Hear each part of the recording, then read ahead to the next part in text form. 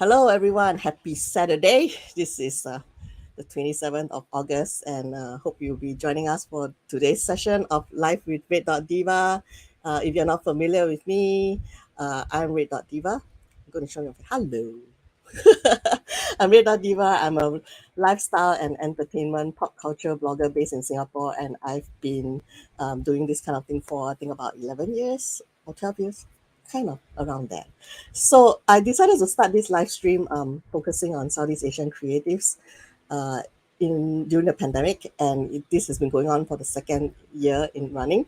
Today's guest is Soefara, and I've been trying to think back when I first met her, and we'll discuss about that in a while. I'm gonna put Soefara on screen. Our topic for today is revenge of the femme fatale. It's going to be a topic where we're going to talk about this archetype, and I hope you'll be joining us and giving us comments and opinions about what you think about this archetype character that have been existing for very, very, very long time. So, welcome, Soefara. Hello, how are you? Hi, I'm good, thanks. Um, Please introduce yourself to the people watching either live or post live, and like what you do, and maybe some of the companies that you work with, Mm, and what are your ongoing projects like you're doing right now. Okay, cool. So first off, thank you so much for having me here Yeah, because I think we haven't spoken in quite a while, and I think this yeah, would yeah. be an interesting conversation. Yeah. So my name is Soefara. Some people call me Sophie, and I've been drawing girls ever since I was young. I don't know, they just resonated to me. So I tell the story where when I was a kid, I would draw. I love drawing girls so much that um, so there are cleavages, right? So when I look at pictures and I'm like, oh, what is that thing? So I got to draw them. So I do draw them, but the only thing is like the cleavage is like the clavicle, and Yeah. like I'm looking at all my kids' pictures and they're all there. And the funny thing is that I met another girl who drew the same way as I did, like the cleavage is at the clavicle, and I thought, oh yeah, I'm so glad that I'm not the only one. And I'm sure there are other girls out there who draws clavicle cleavages out there. So, It's gonna be a thing. yo, so I'm an illustrator, and I've done this like since forever. I work for a company called Dot here in Malaysia. Um, Before this, I was staying in Singapore, and I've had the opportunity to do concept art for statues. I'm also a part of this company called HMO, which stands for Handmade Objects. So we also do statues, specializing in women. Okay. Yeah, yes. Yeah, and I was mentioning in my intro where I was beginning to think back when did we actually first meet, and I'm going to put this on screen. I was looking back at my blog history, and I think this thing popped up in, believe it or not, 2013. It Wow. was It's it was almost an 10 years. article written by, I mean, a group of us kind of collaborated to work the STGCC as a group, like interview Mm-hmm. different people and share the articles together. So my friend Right. Edward, who was a toy collector, I think he was the one who interviewed you, and I published it on my blog as well. So that was the first time I got to know you and your work, and I was like totally wowed by this very vivacious, body boobalicious Evelyn character. I think there was Yeah. another one called Evelicious, who was Oh, part yeah. of the what do you call it? Monkeys. What was the And company that minions. Monkeys and Minions Yeah. thing that you had, and there were sculptures, and then that's how I knew you, and I think I met you at the booth. I can't pull up pictures. I can't find it right now. So that's when I remember meeting you at first, and then followed you and your career since then, and all the wonderful drawings of women that you have been producing so far. I am just like this speaks to my heart. because it depicts different kind of women. You know, maybe they're wearing the hijab or wearing their scarves, or they're um, older women or sexy women, Oh all yeah. sorts of women. Yeah. Yeah, Yeah. I draw them all. yeah. Okay, before we get into the Femme Fatale, as more people come on board and join us, please get ready with your opinions about the Femme Fatale. I know the French pronunciation will be Femme Fatale, but I would go with the Americanized version. I think that would be easier for everyone to understand. So we'll just mention it as, I would pronounce it as a Femme Fatale. Um, I know that you mentioned that you have been living in different countries like Singapore, even Amsterdam. As an artist, how different has it been? You know, being based in a different surrounding. Does it affect you in any way? And how is it like actually living as an artist in Amsterdam? Amazing.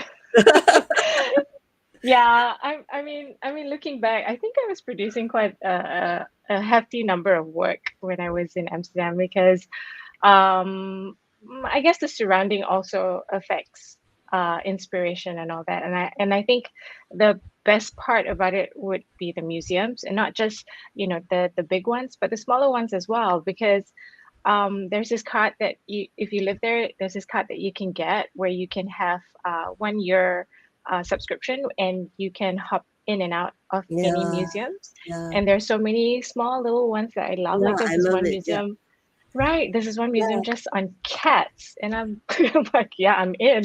And another one on miniatures. So there are miniature sculptures made from ivory or gold and Wow. things like Okay. that. So those are the things that I find really interesting. I mean, Mm, it also does help that the city itself is beautiful. So yeah. I think those sort of things affect me psychologically.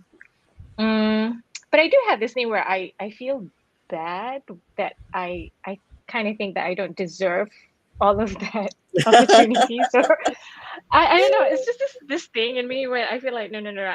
I should be attached to my desk and doing work instead of enjoying myself too Yeah. much.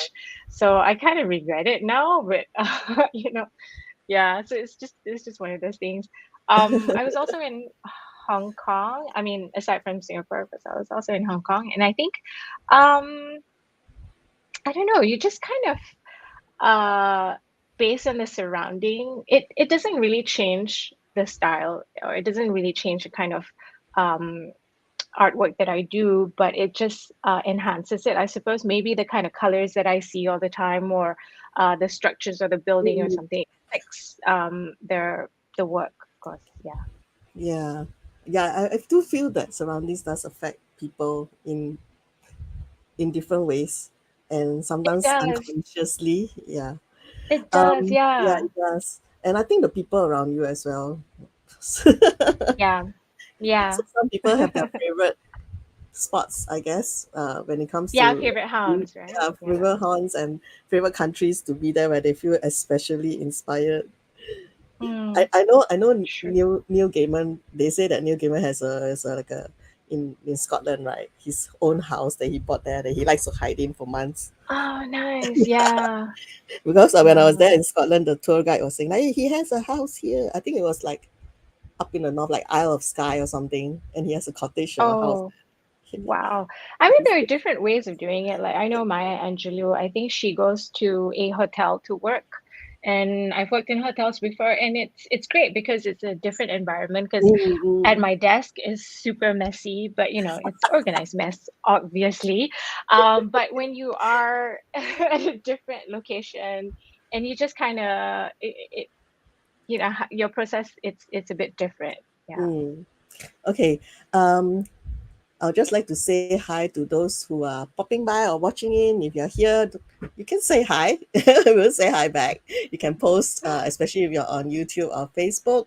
We can't see comments on Twitter though, unfortunately, but I can catch up on your comments after the live stream. So do say hi. Post any questions on the way where we're discussing, and we'll flash it on screen. And Soefara or me can put in the discussion and add it on to our live stream as well, which makes it more interesting because then we're not just interacting with each other on screen, the two of us, we'll be getting your questions and opinions as well, which is what we really want, because we want a variety of opinions out there, maybe something that we haven't seen ourselves, and maybe interesting input on the Femme Fatale character. Hi, Wayne. This woo. Hi, Wayne. All right, before we get into that as well, we're giving some time for people to get comfortable, grab your drink or hug your pillow or your stuffed toy. Soefara, as I Mhm. mentioned also, when I noticed about your art, these female characters like that you draw, and they are very varied. What are the thoughts that you have when you actually asked to design a female character, either for a particular company or a project that you're asked to work for? Mm. Of course, the first, the most important thing is the brief. What is it that the client wants me to do? But essentially, if I draw it myself, it also depends on the brief too. Because if, let's say, it's a comic character, and then I kind of read the background of that character. And the thing is about women is it's so nuanced. Um, and it's like, do they have muscles? Do they not have muscles? What about their fingers? Are they flicked? Where is their eye looking? And which one actually looks a bit more sensual, or which one actually looks a bit more strong? So it really depends on the objective, I guess, of the artwork. What am Mm-hmm. I trying to portray? And I always go by feeling. It's like the kind of emotion that I want to feel when I see something. I kind of it's sort of like because I do picture books too, right? So when I look in a picture book, it's that emotion, my emotion comes off first before actually reading what it's all about. So I think for me, my goal is to reach a certain emotion for someone who views the artwork. Yeah. Yeah, and maybe I mean from a layman's perspective, or like a Mm-hmm. person who likes to.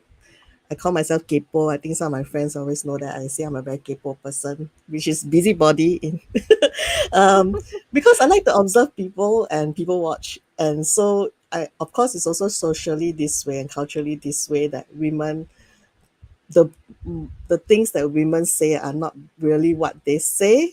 It's more of their body language, and Yeah. of course, the subtext and relevance to the situation that's happening around them. But because we are women, we tend to read body language much better, I should say. And so when I I think I suppose you're yeah. saying that you are looking at the gestures or the postures, and um, there are certain ways that men, when they draw a female character, they don't get that nuance, as you said, because we do Mm, that unconsciously or consciously every day. So we kind of know like yeah. when something is off.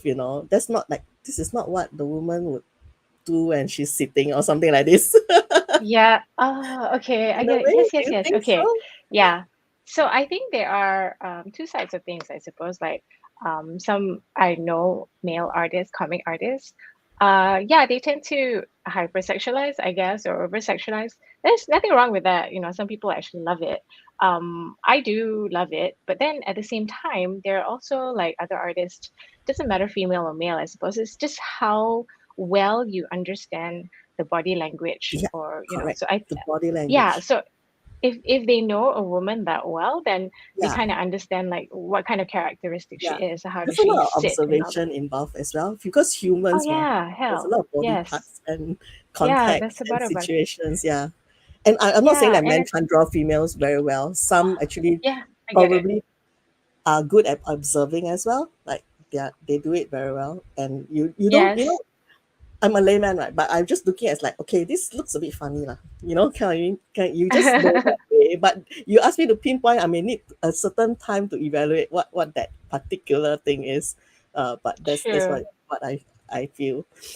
Right. Yeah, So like now, the artists that I really like who can yeah. draw women so well would be Adam Hughes, Oh Olivia yes. Coipel, and Oh, Muka. Olivia. Like Yeah. yeah, yeah. I just swoon, right? I just love his work. So and Alphonse Muka, not comic book artist, but David he's Mack. from Czech. David Mack. Oh yes, exactly. David Mack. So those are the kind of artists that really embody women when they draw them. So I love that. So it really depends on the artist. Yeah. Oh, and Wen is here too. Hello, Wen. I like Oh, all the guys in hello. here. I like to hear your views. Love it. All right, we are going to go into the meat of today's live stream, which is about the Femme Fatale. In case people are not sure what Femme Fatale is, she's basically a stock character. She's beautiful, she's seductive, and she lures men into danger. That's what it usually described as a Femme Fatale. And she's usually, she's actually an enduring archetype that has been going on for ages, long histories across cultures. It's not just a Western thing, it's everywhere. And if you look into your own Asian cultures as well, you'll find your own femme fatale somewhere in your myths or tales and history. There is always one. And it's just amazing how she continues to endure to today's age. We're going to discuss about what we feel about this character, maybe some of the examples, what our opinions is about whether she is still relevant today, and we would like your views on that.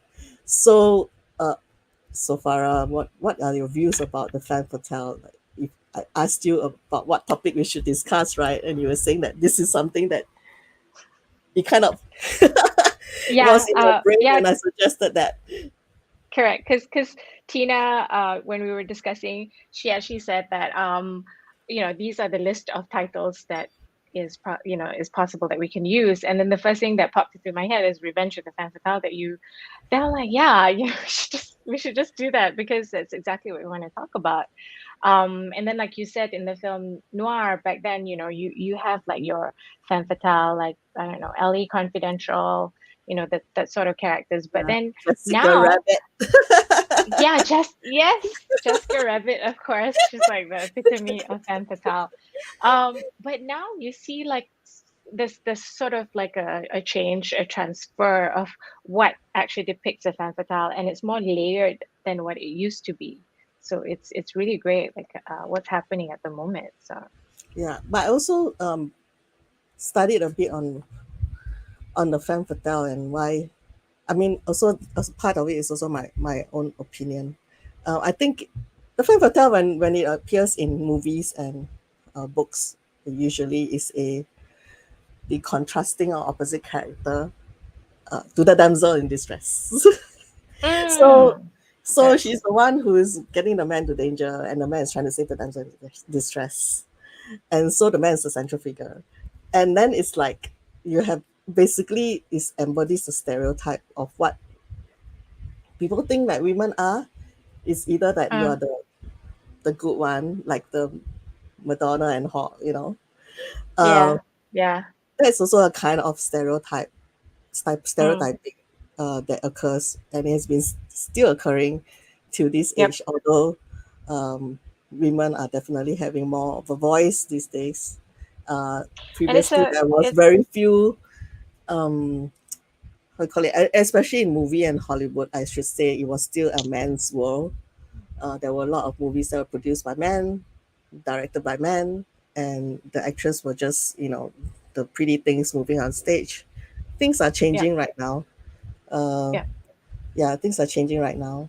And I would like to see where it heads to, though, whether that would diminish the existence of a femme fatale or it exists in a different way. What do you guys think? I would like to hear your views. And also because of, I think we kind of talked about this off screen that day when I was talking about historical figures portrayed as femme fatales as well. Oh yeah, yeah. Yeah, Like we were talking about Cleopatra, because Cleopatra was seen as a femme fatale, where she, lured Julius Caesar and then got into power.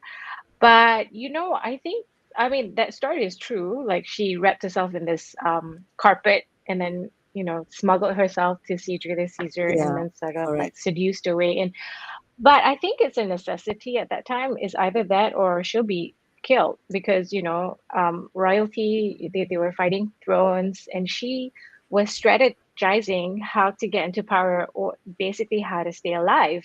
And there's really nothing wrong with that. I mean, it's a survival thing. So she did what she had to do, but also at the same time, I think the stories about her are a bit unfair because she's not just femme fatale. She's not just, You see, like luring people. ta-da, that's your drawing of Cleopatra. Yeah, that is Cleopatra. She knows so many languages. She can fight. She can arch. She's apt in so many different things. But the depiction of her in stories are always Yeah, about the femme fatale. I correct. guess I guess yeah, that's the if it then for news, if it bleeds, it reads, right? So if it's sensational, then people read more about it. Yeah, But correct. yeah, so if you go a bit deeper, understand the character. I mean, she deserves it. So if you go deeper into her story and understand her a little bit more, and there's definitely more to her than just being a femme fatale. Yeah.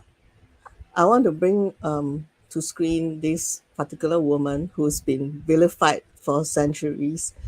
She's being known as the most hated woman, especially in China. She's the Empress Chuxi, and the last Empress Dowager in the Chinese, the Manchurian rule, the last days of monarchy during the early 1900s, thereabout. So she was actually a concubine, and the emperor at that time had many concubines. So she she managed to find her way to the empress bed, and she was the only official like concubine who bore him a son. So that's how she rose to power. And after that, of course, a lot of things happened. Like, of course, the emperor wasn't in good health, so he died as well. And she Hmm. made him pronounce her son and the heir to the throne.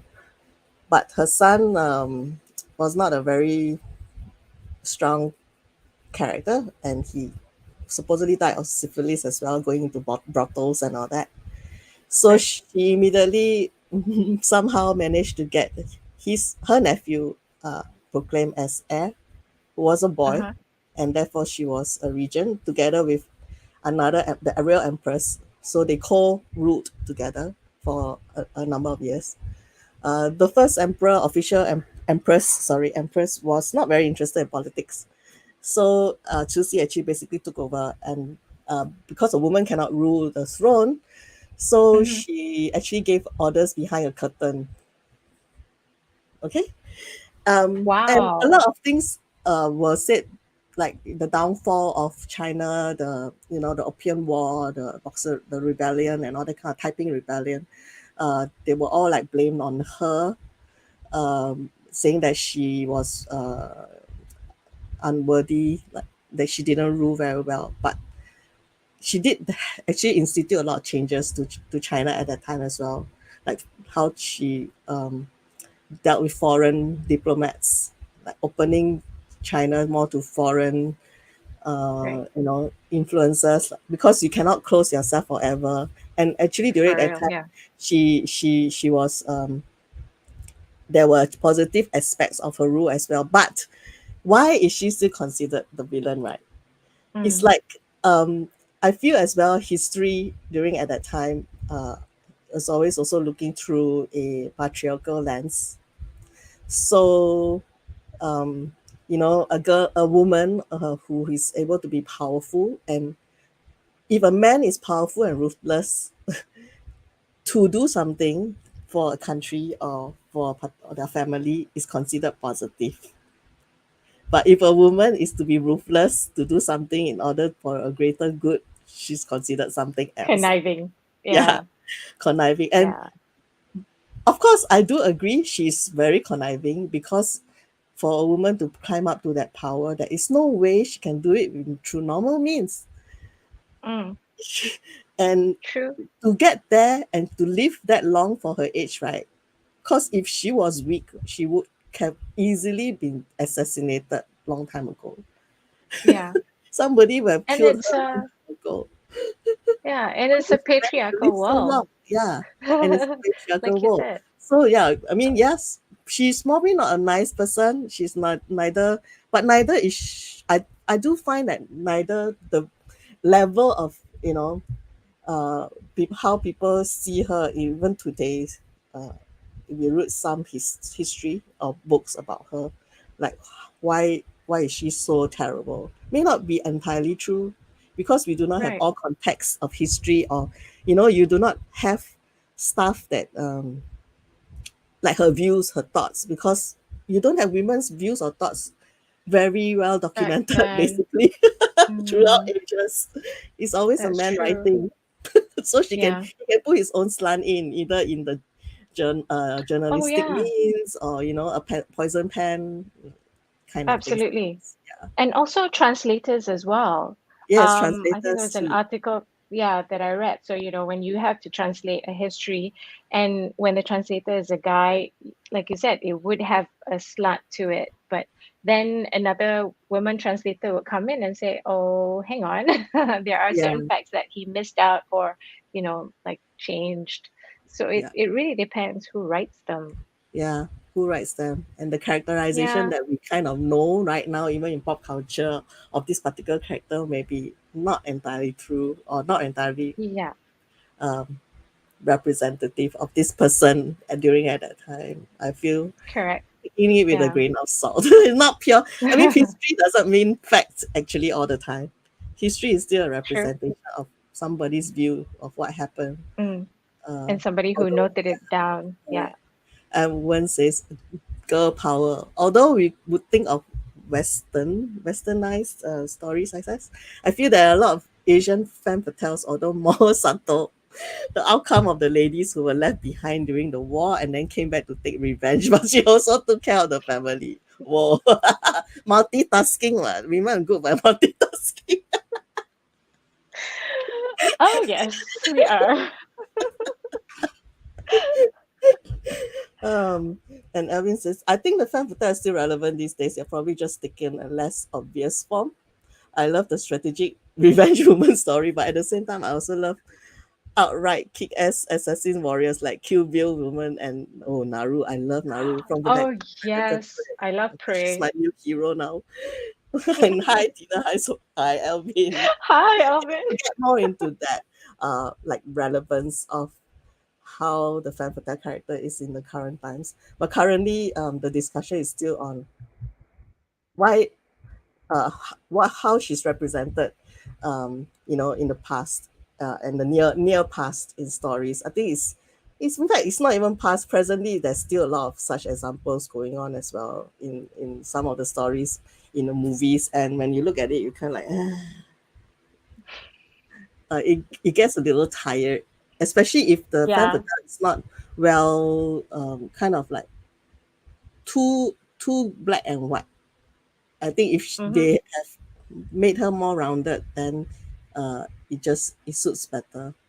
But Yeah, it's I like, do agree that because, because she's very familiar in the noir setting, that if you put her in the traditional femme fatale in the noir setting, it kind of works, because your brain is more like, oh, this is noir. You just want to take in right, that that right. atmosphere.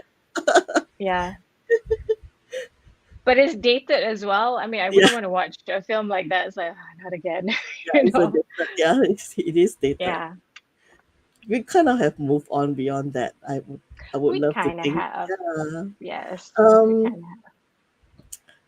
do you think that she's destructive or empowering? Because some people still think that because the femme fatale uh kind of shows her sensuality and her seduction powers.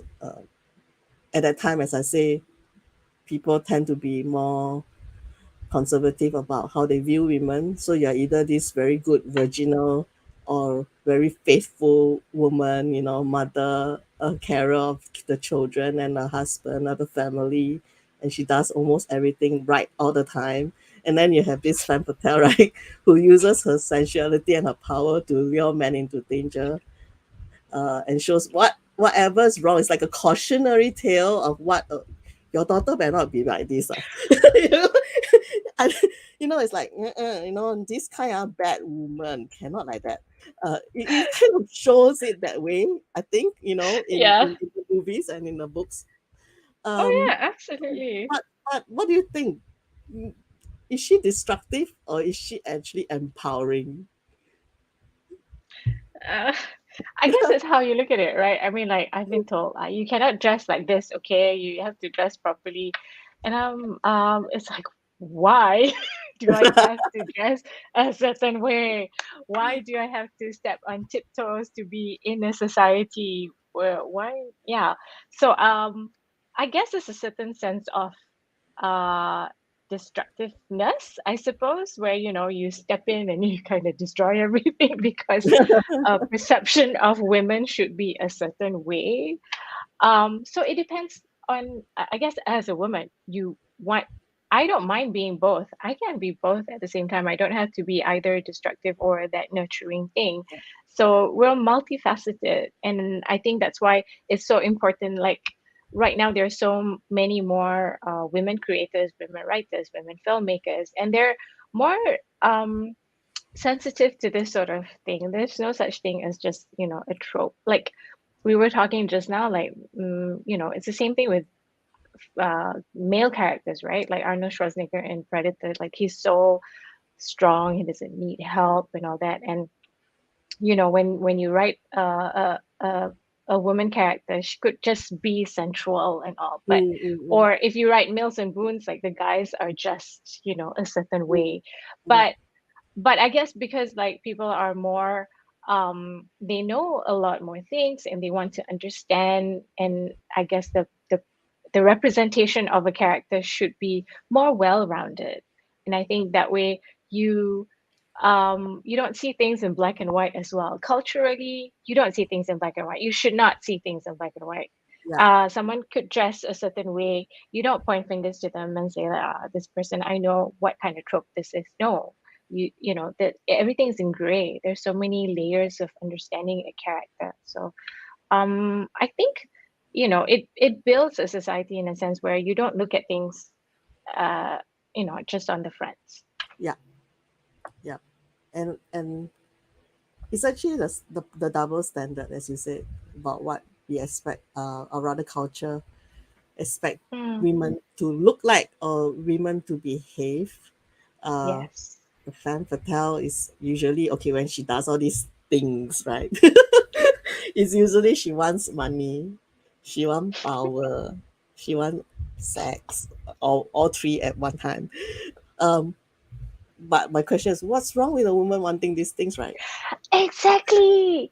Guys want it too, right? They would, be ruthless to get money and all, but when a woman does it, I it's like, also oh no, want no, no. money. Yeah, not those things. Rightly put. And once it's exactly who has the right to govern how people dress, look, or be. Just let Yeah. people be. So many facets and interesting points instead of being limited by our own bias. Oh It's my true, it's God, you're about so bias. Yeah. right. Yeah. And then wouldn't it be more visually, wouldn't it be more interesting for you to see all sorts of people dressing in so many different ways? I would love it rather than seeing everybody just condoned into like, just wearing a certain way. And that's gonna be Yeah. so boring.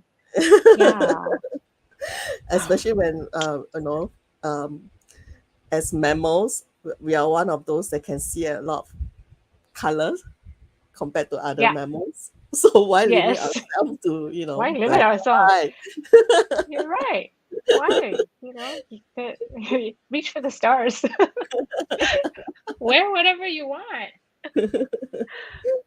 Yeah, wherever you want, wherever you want. Yeah, Um, exactly. this is getting very interesting. We are getting a lot of male views though. But that's also like, okay, now that I said wear whatever you want, right? But then being in a patriarchal kind of society, it's also like women also have to take care of their Protection. safety, for example. Yes, safety, Yeah, yes. protection, so that's also another aspect of thing. If like the first instinct for a woman, like when I'm outside, is safety first.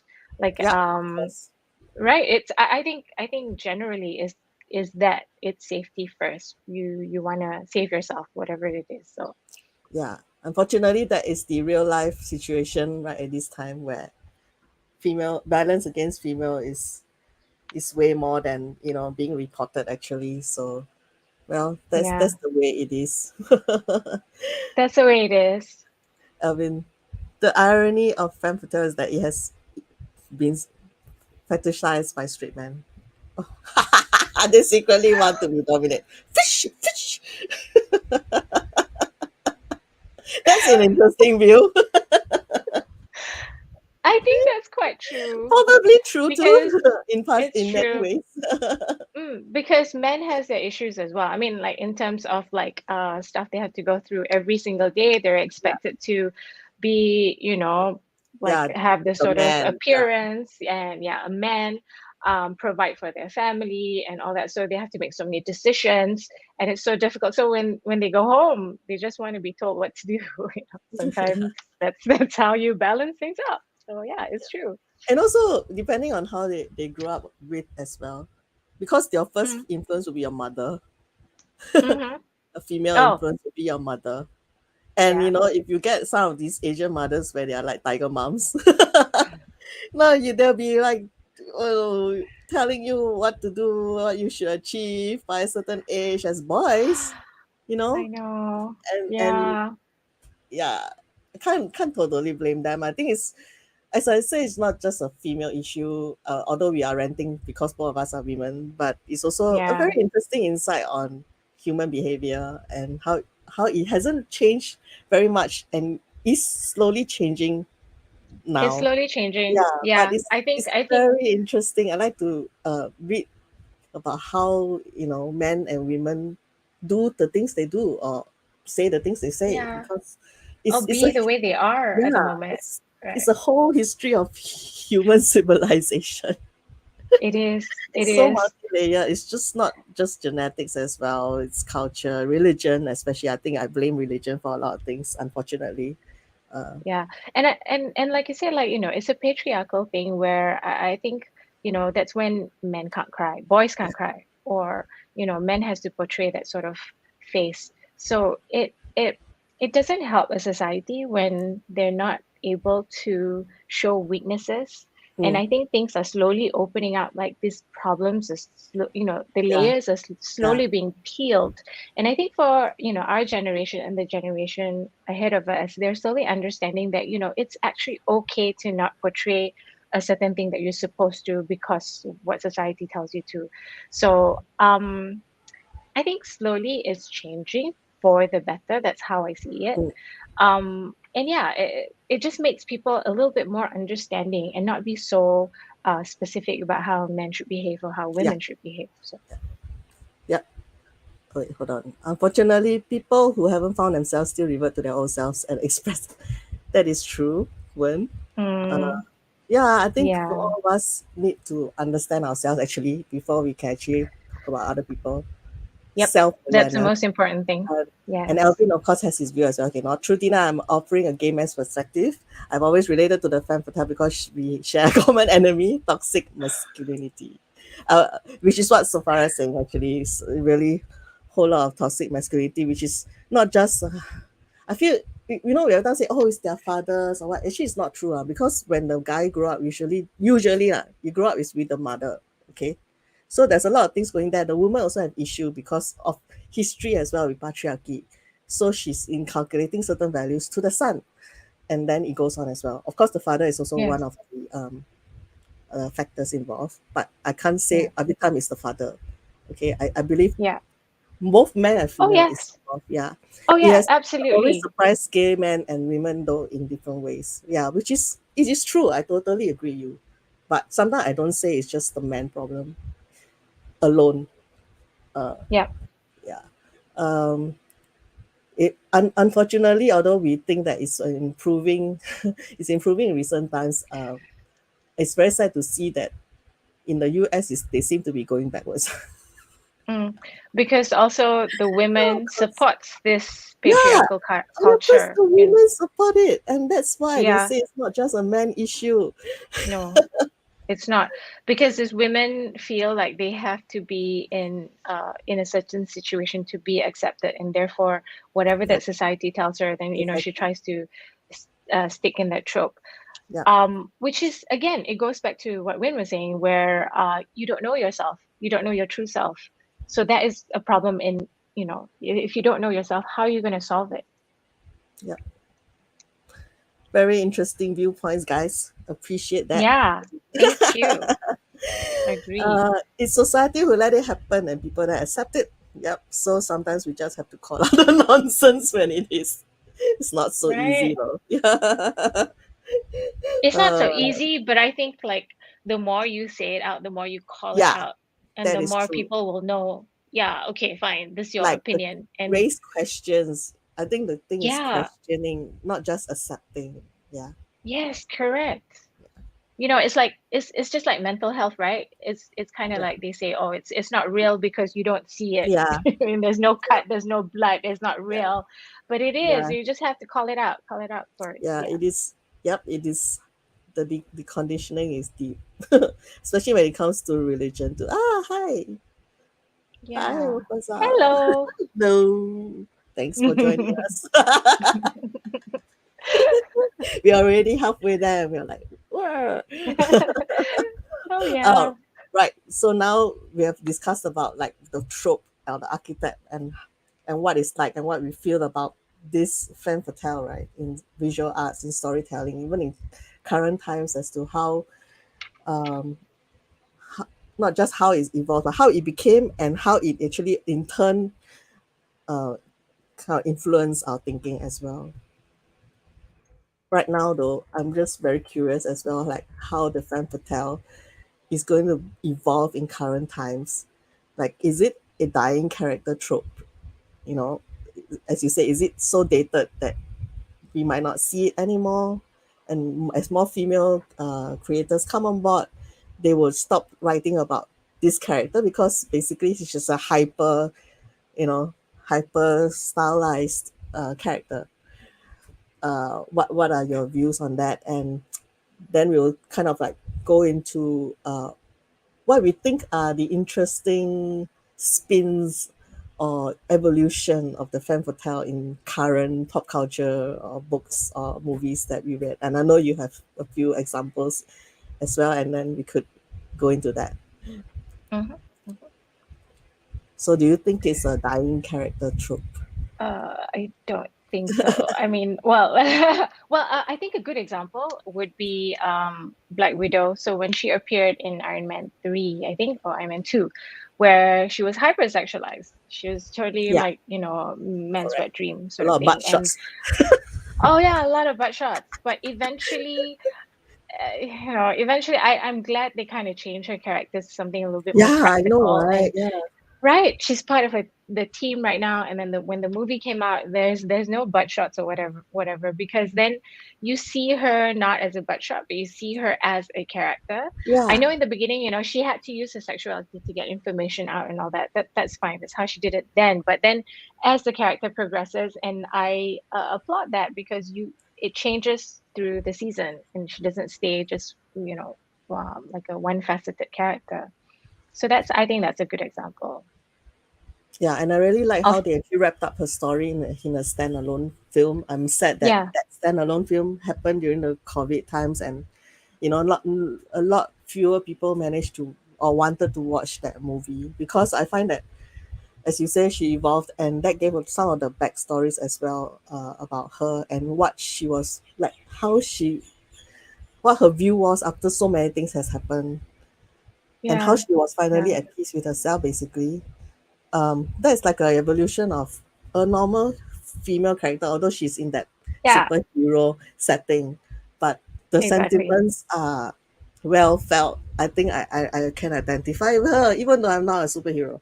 But the things that she went through, what she felt, her friendship with Hawkeye, and things like this. Yeah. So, and her sister, adopted sister, or rather sister from Russia. uh, all these are like part of a woman's journey in Hmm. many ways than once. So yeah, Scarlet, I mean, Black Widow is just one of the interesting ones. I Yeah, really do yeah, like her in the end. Actually, I Yeah. was kind of like, not sure, when she first appeared. The visual difference between Femme Fatale and Women Warriors is that the former is pretending to be weaker, while the former doesn't need to. That's true. But Vito Mm, does both. She does both because she's very well trained she spy does. too. Yeah, yeah. Like Matahari. Yeah. Matahari also Oh another one, yeah. Femme Fatale. But she may not be a evil Femme Fatale. um, I think you have other interesting. Do you want to show on your screen? Oh yeah. Let Okay, me just sure. add So let this to the me stream. just. We're going to talk about modern day femme fatales or what. Soefara has come up with a few examples. Okay. Right. Yeah. So we have a few. Wait, hang on. Let me check my slides. Is this okay? Let's start with this one first. Um, like some female characters, I guess, they're not likable, which is still okay Yeah, all because right. Oh, the Nell this time. Oh, she was like, yeah, I yeah, watched the series, but very interesting character. Actually, I find she's very interesting. yeah. So I think like because the femme fatale have a certain depiction of her, you have like a certain visual of how she should look like. Mm, but I think femme fatales are really like what you said, they're kind of destructive, but then they're independent at the same time. But the visual representation of her is slowly changing, I think, in the It's true. future, Yeah, or in now. she's Like not Mare like of Easttown, wearing a tight dress, smoking long cigarette, with a hat, she did. I don't think she even have like proper lipstick. You know what I mean? red Like she's lipstick. badass. Yeah. So like these are the kind of movies that I find really interesting. Like Mare, she does her work really well, but she really doesn't care how she looks like. And it's like, it doesn't matter to her. So I find it so real and it's like, when well, I'm not Mare, but then when I work in my studio, I'm like really in my sweatpants and I don't care what it is. I don't care anything else. I'm just there for the work, right? So it's what you produce instead of how you look like. Sometimes you want to dress up, sometimes you just don't. So it's just what reality is. Gone Girl is like she's super psychotic, but I mean, uh, not to give anything away, but it's sometimes again, this girl, she has to survive in a situation where it's difficult to just be normal. I suppose that's like Mm, her survival instinct. So a girl doesn't have to be nice all the time, doesn't have to mm, smile.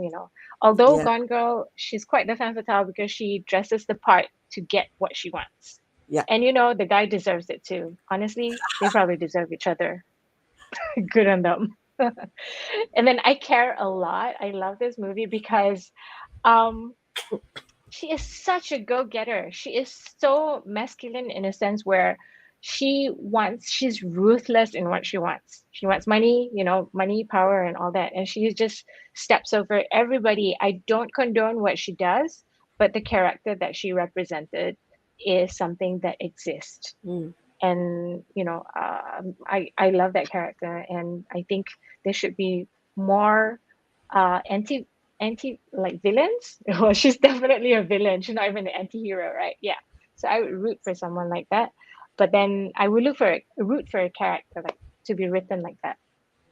Promising Young Woman is also a good one. It's like a black comedy, I guess, but how her character is being represented, it's like she's she is an anti-hero, I guess. You want her to succeed, but then at the same time, she's just wallowing in her sadness that you just want her to move on, just move on. But then she just had to go through all this, and she just it's just one of those characters that's so interesting, and I can remember it until now. mm. I have like two more, which is Killing Eve's Villanelle. Yes, Villanelle by Jodie Comer. Uh, she is really I mean, if you look at the surface, she's the femme fatale of she the is. that visual femme fatale that we know. It's like the femme fatale. But then the way that they wrote in Killing Eve, but she didn't bring danger to Mena, she did lah, but she mostly bring danger to another woman. Oh But wow.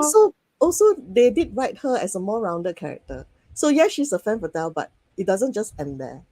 In Yeah, the olden days, the femme fatale was just the bad woman that came to yeah, create trouble. But then yeah, with Villanelle, there were other, like they fleshed out her backstory. yeah, I think that's what we actually basically desiring about the femme fatale in current times, which is she's not just bad, full stop. She yeah, is bad maybe because of this, and yeah, she is not only bad. yeah. I And I suppose think that's it's like Villanelle, her visual representation is so interesting, yeah, and she's so weird. She's so psychotic in a sense, but it's like I want to know. So it's like how the writer did it was quite amazing because I want to know more about her. Why did she become like that? But you know yeah, um although she does destroy things and kill people and all that, but then at the same time I'm rooting for her because she's smart. She's like yeah. she knows so She's many smart. languages, I and know, she's right? like so good. I'm like, wow, I like this girl. So And I'm pretty sure many there are probably people like, of course it's kind of a fiction as well. But yeah, I'm sure there are women out there who are like this, but they are not dressed like a femme fatale. They're probably working in mm. some corporate, or they're owning their own business, you know, Oh yeah, and they're yeah, super talented and are polyglots as well. So uh, it's just I really like that the writers and people and the actors as well are taking up gigs like this that are showing women in a more varied and multifaceted way, because then that gives me hope as well that people will yeah, start to view women in this way in real life. Um, that's true. the other one that has just popped up just right now is I've been watching this show called The Cleaning Lady. I haven't Okay, seen The that. Cleaning Lady.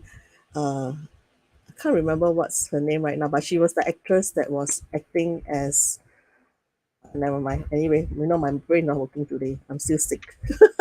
But anyway, The Cleaning Lady is about a Cambodian lady who married a Mm-hmm. Filipino, and then she came over to the US to get help for her child who has a very kind of specialized ailment. He cannot breathe the normal air, so he's trying to get uh, specified medical assistance for that in the US, Mm-hmm. because it was not existing in Cambodia. Unfortunately, actually, she's not even a cleaning lady or normal lady. She's actually a doctor. But when she came Right. over to the US, she cannot get her pass, so she's coming as like an illegal immigrant, and she can't. Of course, she can't practice as a doctor in the Okay. US. But she knows all these medical things. Somehow she got involved with cleaning. The mess up of a mop hit, so she got to know this mobster, some very very suave Mexican guy, Hispanic guy, okay, who's married by the way. And throughout this series, right, this one season, she managed to get the things that she won, either from this mobster or from another police guy who was trying to track this mobster.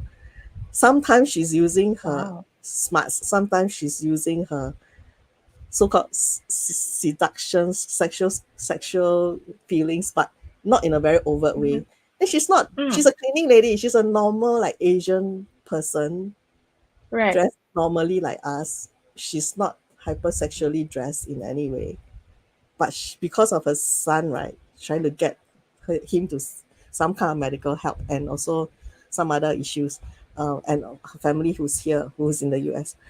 She managed to get the things that she wants by using whatever resources that she needs. I think, in Wow. my opinion, she's kind of like a modern femme fatale in a more realistic way, Yeah. Yeah. uh, which I found it very intriguing in that show. I was like caught up in that binging fit. Okay. I gotta look out for that. I think they did renew it for season two, so season two is coming as well. The Cleaning Lady, Okay. yes. Mm. Professor asks, how about the latest depiction of Cruella? Oh, the Um, well, I love the movie. Um, I think, well, I guess right now it's a trend, isn't it? Like Cruella, Maleficent. You kind of looking at the evil characters that was depicted in the Disney animation and what's more interesting. I guess it goes back to what we were discussing about people want to know more about these femme fatales, right? Or these destructive ladies or women. Um, and I think watching Cruella, I was excited. I was rooting for her because really it sort of like explains how she became Cruella, right? And I think it's a trend. And I do like it. I enjoy it very much though. I thought it worked better for Cruella than Maleficent though. I would just have preferred Yeah. Maleficent to be badass all around without any justification, too much of a justification. Right. Basically, she Right. depowered Maleficent, whereas for Cruella's version of like a prequel of how her origin story, it was a very more interesting and nuanced way, and that Cruella was quite unabashedly herself, Yeah. whereas Yeah. it didn't work so well for Maleficent, in my opinion.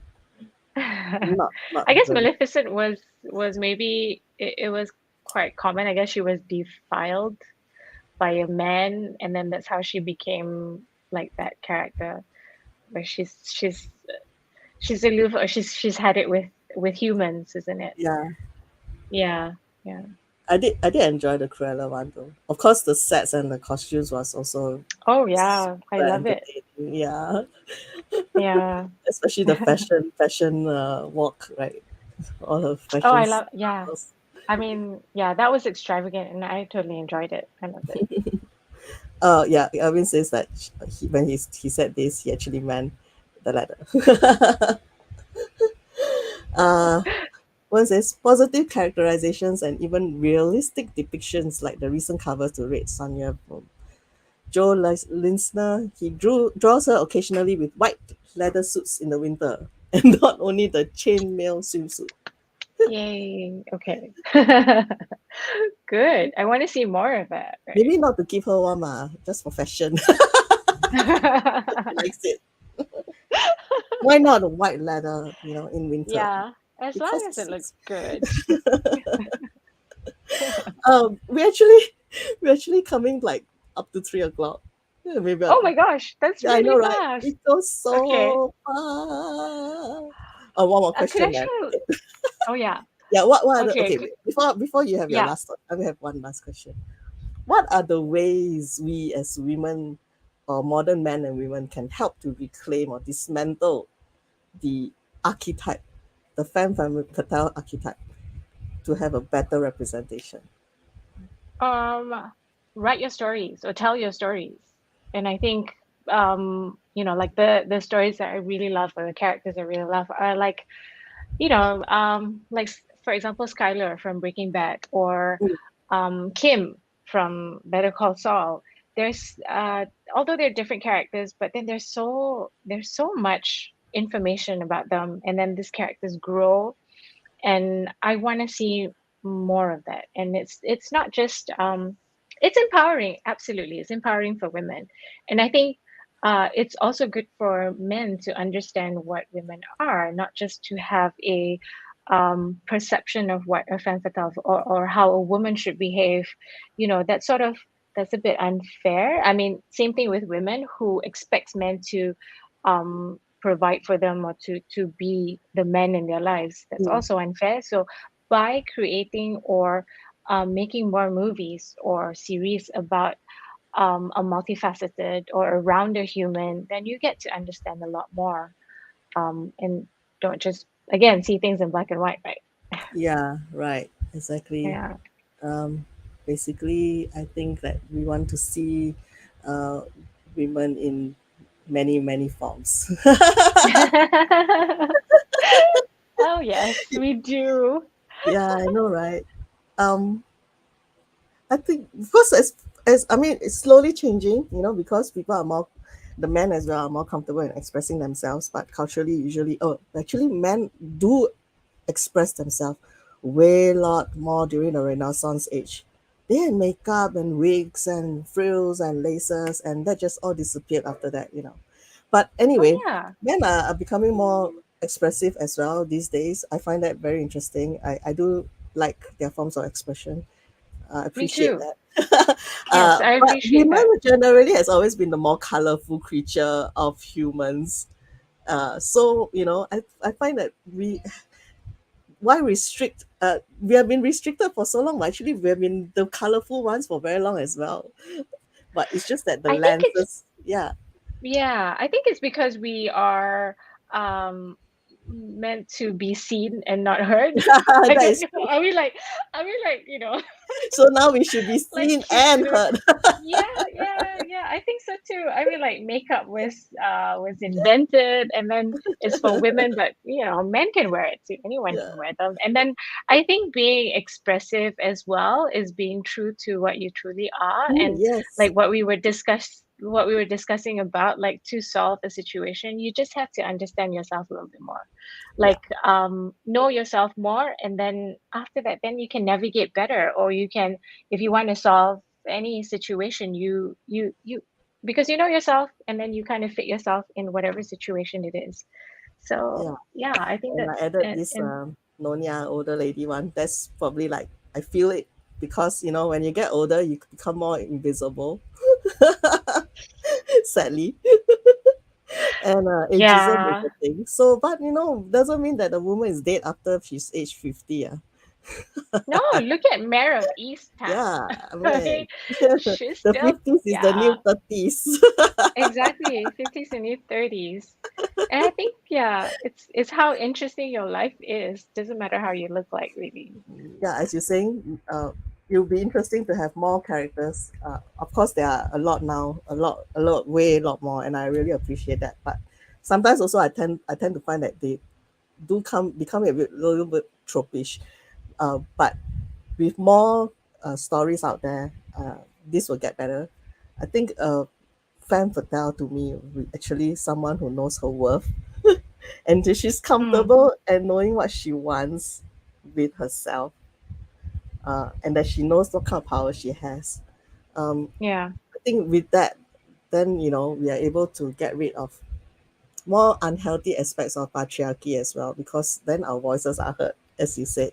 We're not just seen. yes, We have yes, we have express we can express ourselves, we have views, we have opinions.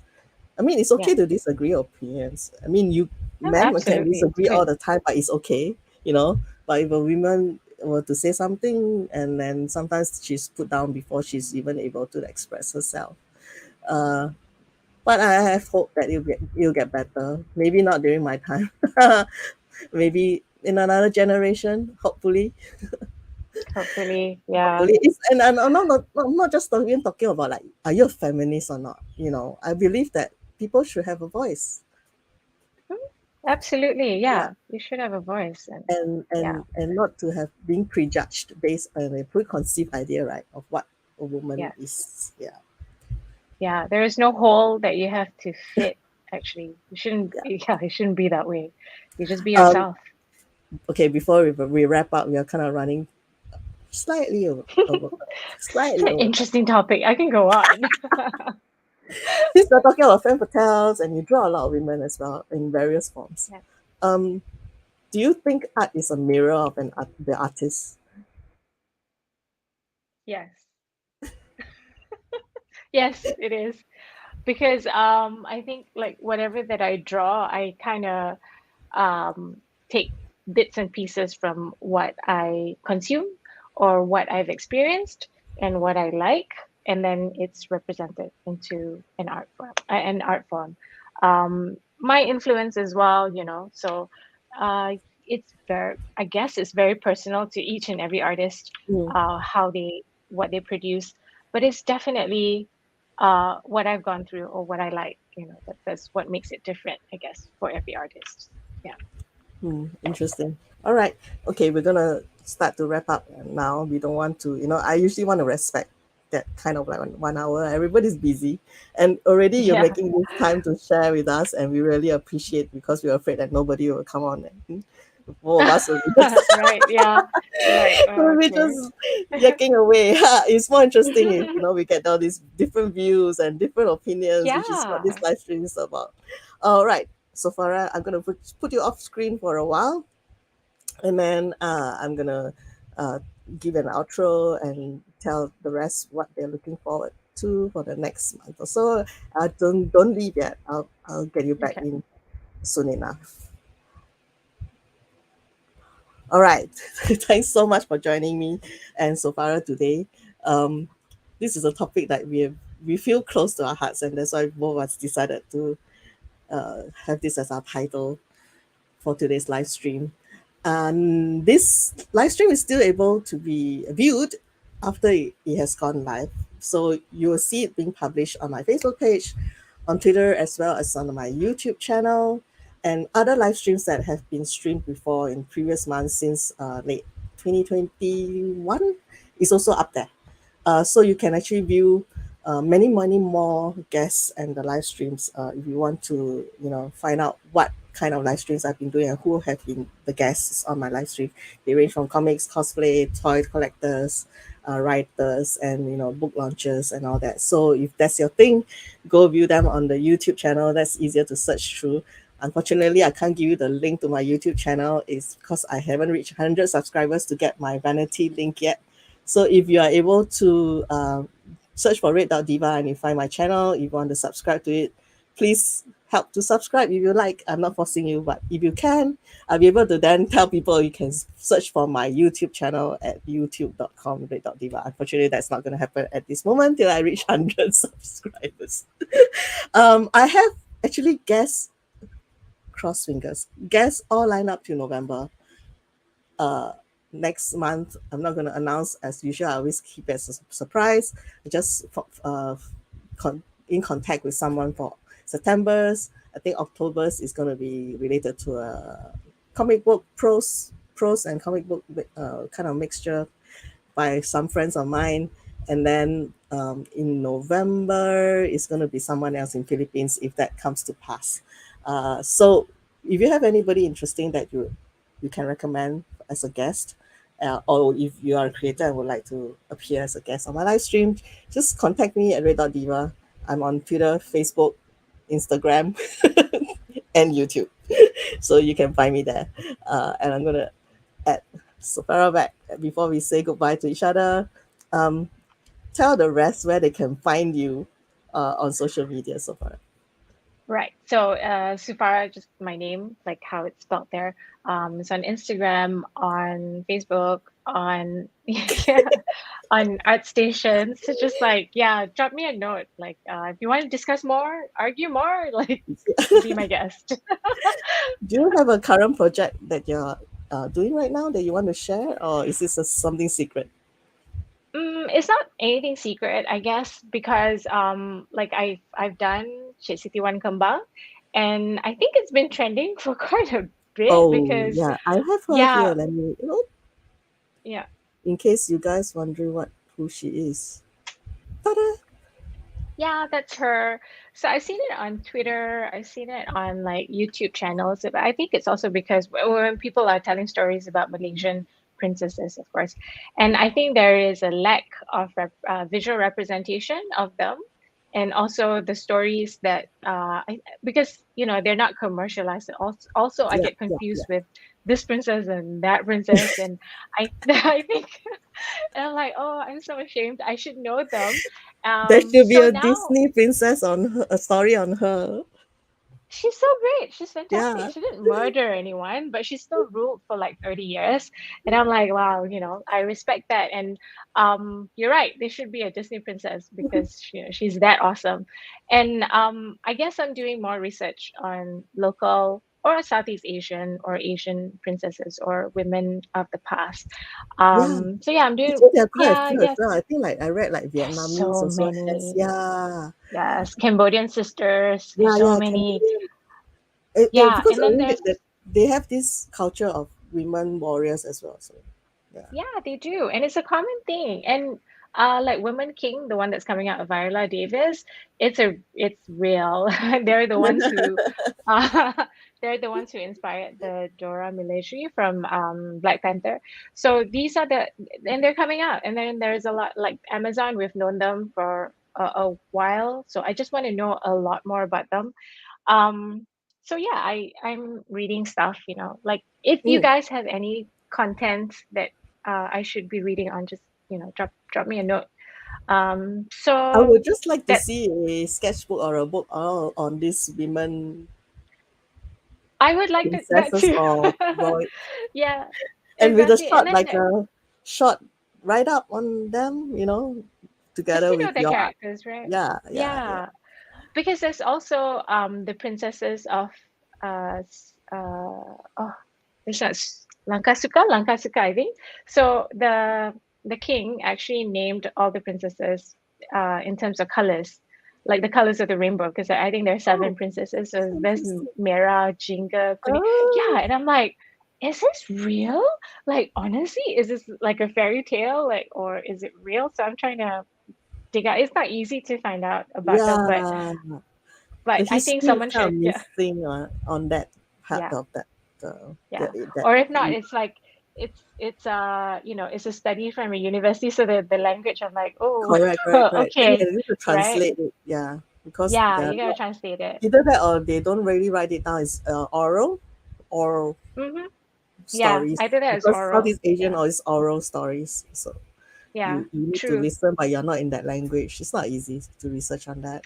But that's But I interesting. think it's interesting, and I think like the more people, even if it's oral, the more representation that you hear, and the more stories that you get to know about them, and the better it gets.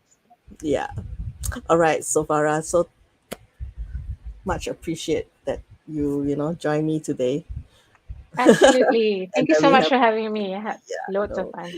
I hope to see you soon in real life, somehow, Yeah. someday.